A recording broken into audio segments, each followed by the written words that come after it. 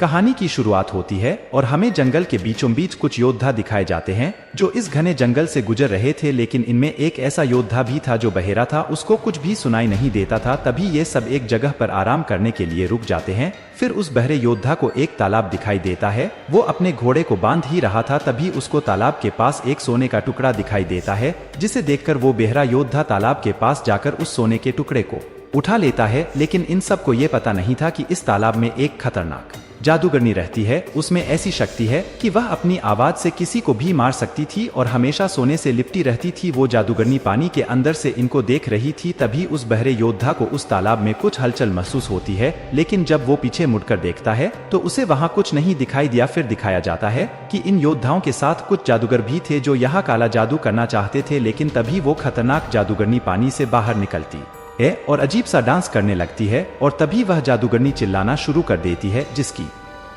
आवाज सुनकर सभी योद्धा इसकी ओर आकर्षित हो जाते हैं और इसे पाने की इच्छा करने लगते हैं। लेकिन तभी वह जादूगरनी फिर से चिल्लाती है, जिससे ये सभी योद्धा एक दूसरे को ही मारने लग जाते हैं। जादूगरनी लगातार अजीब डांस करके चिल्ला रही थी और योद्धा एक दूसरे को मार रहे थे। तभी वह बहेरा योद्धा देखता है, लेकिन इसको कुछ समझ नहीं आ रहा था कि ये क्या हो रहा है। लेकिन थोड़ी देर बाद उस बहरे योद्धा की नजर उस जादूगरनी पर जाती है, जिसे देखकर वह काफी डर जाता है। लेकिन इसको कुछ भी सुनाई नहीं दे रहा था, जिस कारण इस बहरे योद्धा पर उसकी शक्ति का कोई असर नहीं हो रहा था। लेकिन दूसरे सारे योद्धा एक दूसरे को मारते हुए उस सोने से लिपटी जादूगरनी को पाना चाहते थे। लेकिन कुछ ही देर बाद सभी योद्धा पानी में डूबने लग जाते हैं और कुछ ही देर में सारे के सारे योद्धा मारे जाते हैं। लेकिन वो बहरा योद्धा बच गया था। तभी उस जादूगरनी की नजर उस पर पड़ती है। फिर वह जादूगरनी उस योद्धा पर चिल्लाने लगती है, लेकिन उस पर इसकी शक्तियों का असर नहीं हो रहा था। ये देखकर जादूगरनी हैरान हो जाती है, क्योंकि इसकी शक्तियों से आज तक कोई नहीं बच पाया था। जादूगरनी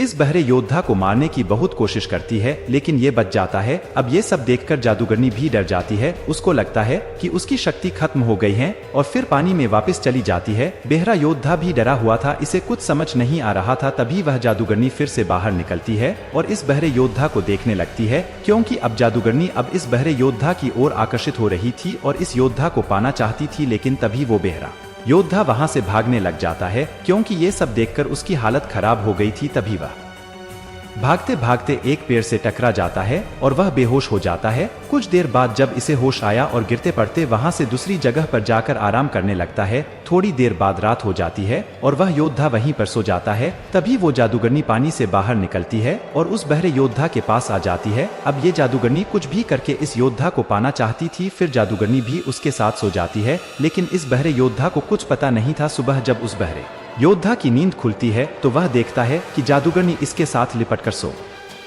रही थी। फिर बहरा योद्धा उसके शरीर पर लिपटे हीरे मोती देखता है। तभी वह जादूगरनी भी उठ जाती है और वहां से भागने लगती है। लेकिन वो योद्धा इसको पकड़ने की कोशिश करता है, लेकिन इसके हाथ में कुछ सोने के टुकड़े फंस जाते हैं और इसके हाथ पर चोट भी लग जाती है। फिर वह उन टुकड़ों को अपने हाथ से निकलता है। तभी इस योद्धा के मन में लालच आने लगता है और उसे पाने की लालसा बढ़ जाती है। तभी वह बहरा योद्धा उस जादूगरनी का पीछा करने लगता है, जो पानी के अंदर भागती हुई एक झरने के पास जा चुकी थी। तभी वो बहरा योद्धा भी वहां पहुंच जाता है और दोनों एक दूसरे को देखते हैं। फिर वो योद्धा अपनी तलवार को वहीं छोड़कर पानी से होते हुए उसके पास जाने लगता है। अब जादूगरनी भी समझ चुकी थी कि वो योद्धा उसे चाहने लगा है। फिर जादूगरनी मदहोश होकर नाचने लगती है और तभी उस योद्धा के पास चली जाती है और एक दूसरे से लिपट जाते हैं। लेकिन वो योद्धा इस जादूगरनी से नहीं बल्कि उसके शरीर पर लिपटे हुए हीरे जवाहरात को पाना चाहता था। ये दोनों एक दूसरे से लिपटे हुए थे, जिस वजह से उस योद्धा के होठों पर चोट लग जाती है। लेकिन योद्धा के मन में बहुत लालच आ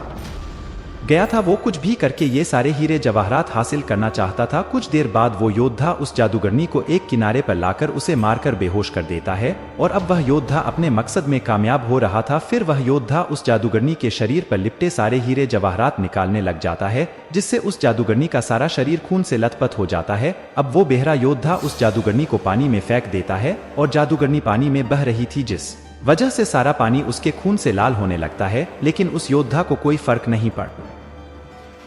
और वह बेहरा योद्धा उन हीरे जवाहरात को एक चादर में लपेट कर वहां से निकल जाता है। लेकिन उस तालाब में खून ही खून फैल गया था जो बहुत ही भयानक लग रहा था, लेकिन उस योद्धा को इसका कोई असर नहीं पड़ रहा था। वह योद्धा तो उस खजाने को यहाँ से ले जाना चाहता था, लेकिन अब उस योद्धा पर इस खजाने को लेकर चला नहीं जा रहा था। वो काफी थक चुका था। फिर उसको एक नदी दिखाई देती है और वो उस नदी किनारे पानी पीने चला जाता है। जब वो योद्धा पानी पी रहा था तभी उस जादूगरनी का खून बहता हुआ आ जाता है और वह बेहरा योद्धा उसे पी लेता है। तभी उसकी हालत खराब होने लगती है और अब वह डर गया था। तभी इसको कुछ आवाज सुनाई देती है, क्योंकि उस जादूगरनी का खून पानी के साथ इसके अंदर चला गया था। तभी वह बेहरा योद्धा पागलों जैसी हरकत करने लगता है। इसे कुछ समझ नहीं आ रहा था। फिर वो योद्धा जैसे ही वहाँ से जाने वाला था तभी वह जादूगरनी दोबारा पानी से बाहर आ जाती है और देखती है कि उसके शरीर से सारे हीरे जवाहरात गायब हैं। अब वह समझ गई थी कि उस योद्धा ने इसके साथ धोखा किया है। अब जादूगरनी का दिमाग खराब हो गया था और तभी वह जादूगरनी अजीब तरीके से आवाज निकालने लग जाती है, जिससे वो योद्धा पागल होने लग गया था, क्योंकि अब वो आवाज सुन सकता था। जादूगरनी लगातार चिल्लाते जा रही थी, जिससे वह योद्धा बिल्कुल पागल हो गया था और कुछ ही देर में वो लालची योद्धा पानी में डूबकर मर जाता है। दोस्तों, हमें अपनी लाइफ में कभी लालच नहीं करना चाहिए। जो मिला है उसी में संतुष्ट रहना चाहिए और हमारे चैनल को सपोर्ट करता रहना चाहिए, ताकि हम आपके लिए मनोरंजन के साथ साथ एक अच्छी जानकारी भी देते रहें। ऐसी ही और वीडियो देखने के लिए आज ही चैनल को सब्सक्राइब करें।